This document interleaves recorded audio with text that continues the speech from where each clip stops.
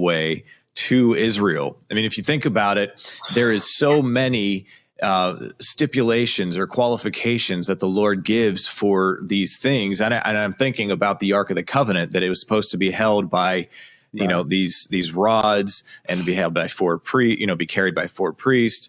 And when it wasn't, and it was put on a cart and it fell off, like the guy that went to go save it, Uriah, he died. And so, because he touched it. So there are very, very, very detailed things that need to happen. So how do you get from Texas to Israel with a bunch of cows? So the things we had to make sure of is there was no kind of load put on the cow itself. It can't bear weight.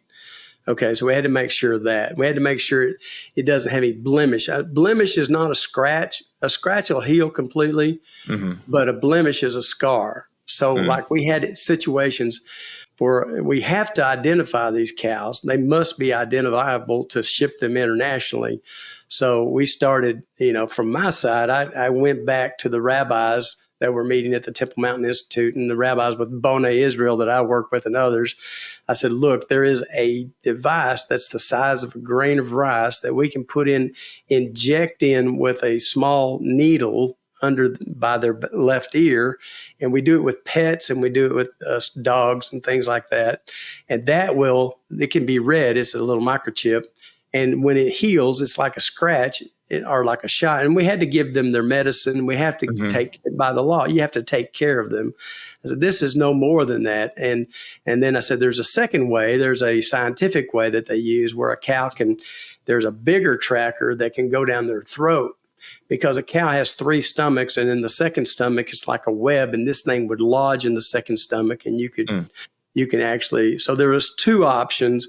They prayed about it, looked at it, they came back and said, look, we'll use the small device.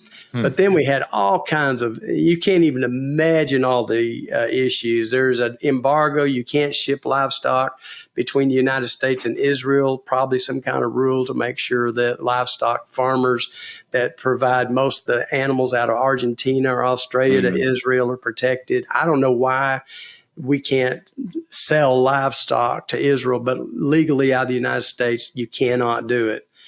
But thankfully, there's a clause in Israeli law that says that you can ship up to 5 pets into the country. Pet cows. Yeah.